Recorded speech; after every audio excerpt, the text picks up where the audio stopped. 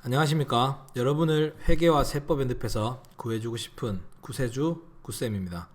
자, 이번 시간에는 자본에 대한 강의를 하도록 하겠습니다. 자본. 자, 자본이라 하면 별다른 정의는 없었죠. 그냥 정의는 없었고 자산에서 뭐 뺀 거다. 부채를 차감한 것을 자본이라 불렀습니다. 맞죠? 자, 얘 같은 경우는 동의어를 좀 아셔야 돼요. 자본이라고도 부르지만 우리가 앞에서 배웠죠. 자기 자본 또는 순자산 또는 투자자의 지분, 이렇게 다른 이름으로도 부를 수 있다는 거 잊지 마시고요. 자, 개인기업의 자본은 간단합니다. 개인기업의 자본은 개인기업 같은 경우에는 자본에 자본금이라는 계정 과목과 인출금이라는 계정 과목 두 가지밖에 없습니다. 자, 그런데 법인기업의 자본, 얘가 좀 복잡하죠. 그래서 우리가 오늘 배울 거는 뭐에 대한 거다? 네, 법인기업에 대한 자본을 배우도록 하겠습니다. 학습하도록 할게요. 자, 법인기업의 자본. 자, 법인기업의 자본은요, 구성이 총 5가지로 이루어져 있습니다. 자본금, 자본잉여금, 자본조정, 기타 포괄 손익 누계액, 이익잉여금, 총 5가지 항목으로 구성이 되어 있고요. 자, 얘들은 계정 과목이 아니고 구성 항목들이다라는 거 잊지 마시고요. 자, 자본금은 일단 무조건 꼭 기억하셔야 됩니다. 액면금액에 곱하기 발행 주식수. 무슨 금액이요? 액면금액. 자, 우리가 회계에서 액면금액을 쓰는 경우가 잘 없습니다. 잘 없는데 얘는 무조건 액면금액 그리고 발행한 주식수만큼. 자, 주식이라는 거는 투자에 대한 투자의 증거죠. 증거.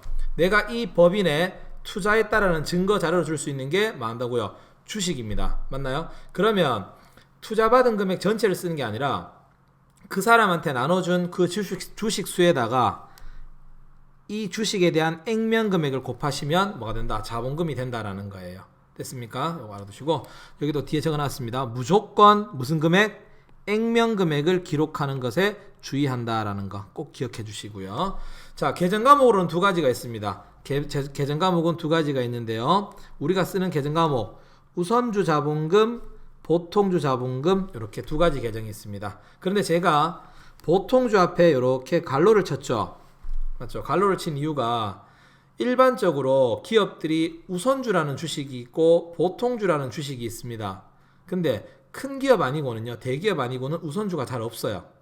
그러면 대부분이 우선주가 없이 뭐만 있다? 보통주만 있단 말이에요.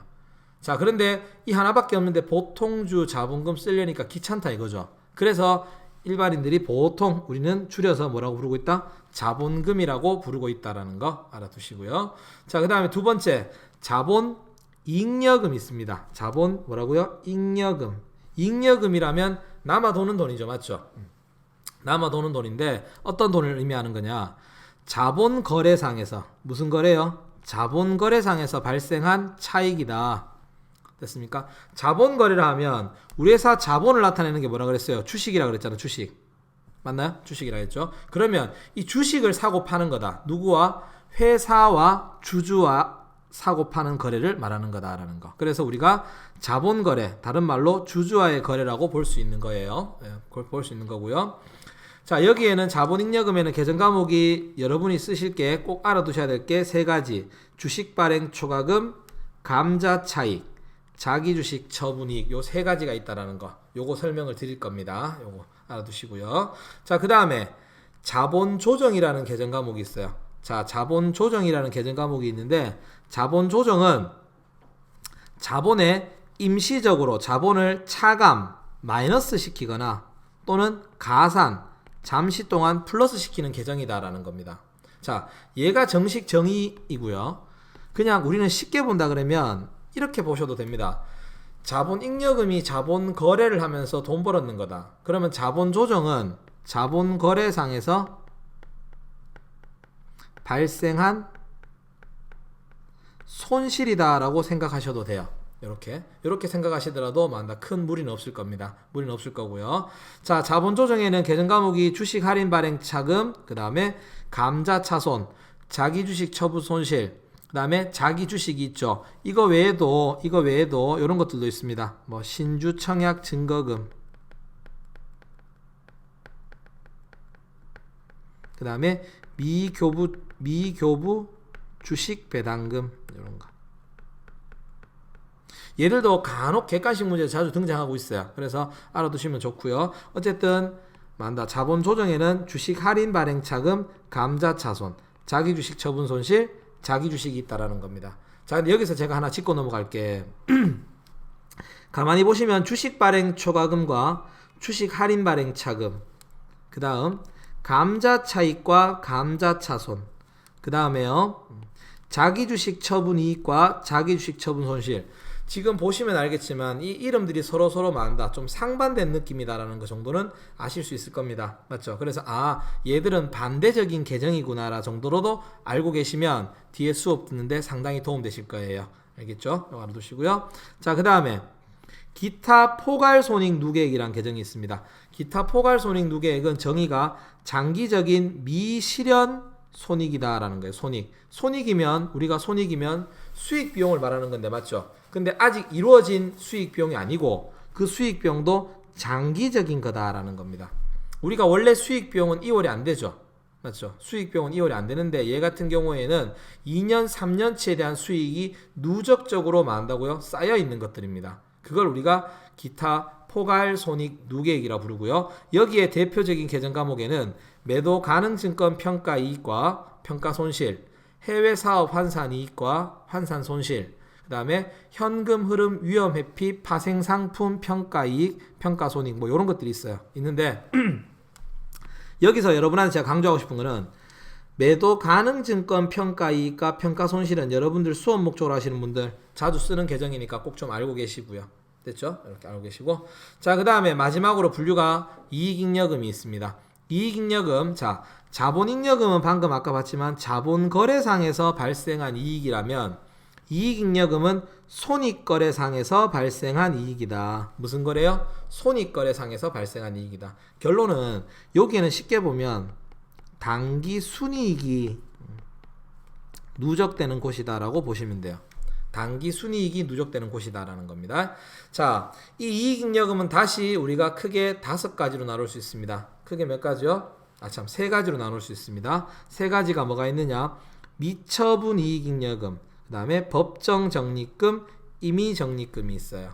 자, 미처분 이익잉여금이라면 이미 전산해 보신 분들은 알 거예요. 미처분 이익잉여금을 전산에서는 우리가 2월 이익잉여금이라고 입력했죠.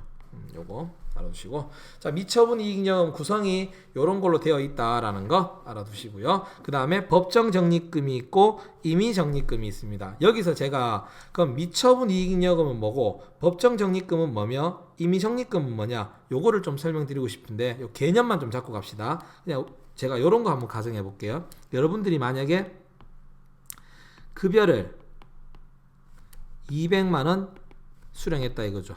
그럼 보통 급여 받으면 어디로 들어옵니까? 돈이 보통 예금으로 들어오겠죠. 요렇게 맞죠? 자, 그럼 요거는 우리가 벌었는 거 맞죠? 우리가 벌었는 겁니다. 근데 제가 다른 지출은 없다고 보고요. 여러분들이 월급을 받으면 그대로 여기에 두느냐? 그건 아니죠. 통장을 여러 개 만들어서 어떻게 하느냐? 적금 형식으로 돈을 가입을 한단 말이에요. 적금. 요렇게. 요거는 뭐 할 건데요? 집 사기 위해서 모으는 적금, 요거는 결혼하기 위해서 모으는 적금, 요거는 차 사기 위해서 모으는 적금, 요런 식으로 어떤 특수 목적이 있죠. 여기에다가 제가 각각 50만원, 30만원, 20만원 요런 식으로 모았다 이거죠. 맞죠? 그러면 보통 예금 통장에는 얼마밖에 안 남겠어요? 200이 아니라 이제 100만원 밖에 안 남겠죠. 맞죠? 근데 여기서 한번 물어봅시다. 어쨌든 간에 이 200만원 전체는 회사가 벌었는 게 맞잖아. 맞죠? 우리가 개념을 이렇게 생각하시면 된다는 겁니다. 이거 전체를 그냥 이익잉여금으로 보시면 되고, 요렇게 어떤 특수 목적이 있어서 모아둔 돈 있죠. 요렇게 특수 목적이 있어서 모아둔 요 금액, 요거를 우리가 뭐라고 부르면 되냐면 요거를 적립금이라고 생각하시면 돼요. 어떤 특수 목적이 있어서 따로 모아뒀다 이거죠. 그 다음에 특수 목적 없이 그냥 요렇게 보통 예금에 둔 돈 있죠. 요거를 미처분 이익잉여금이다 라고 생각하시면 조금 더 이해하시기가 편할 겁니다. 그래서 어쨌든 다 벌어는 돈인데 그 중에 어떤 특수 목적이 있어서 따로 만다 적금 부어놨던 거를 우리가 적립금이라고 부르는 거고요. 됐습니까? 그 다음에 특수 목적 없이 그냥 보통 예금 통장에 불입해둔 돈을 우리는 만다 미처분 이익잉여금이다 라고 생각하시면 될 겁니다. 자, 그렇게 해서 미처분 이익잉여금과 적립금을 설명을 드렸는데, 적립금 중에 여러분이 이름을 보시더라도 뭐가 중요할 것 같습니까? 그렇죠, 법정 적립금이 중요할 겁니다. 시험 치시는 분들은 꼭 알아두시기 바랍니다. 법정 적립금은 딱 계정 과목 하나밖에 없어요. 뭐밖에 없다? 이익준비금밖에 없다. 됐습니까? 이익준비금. 자, 이익준비금 뭔데?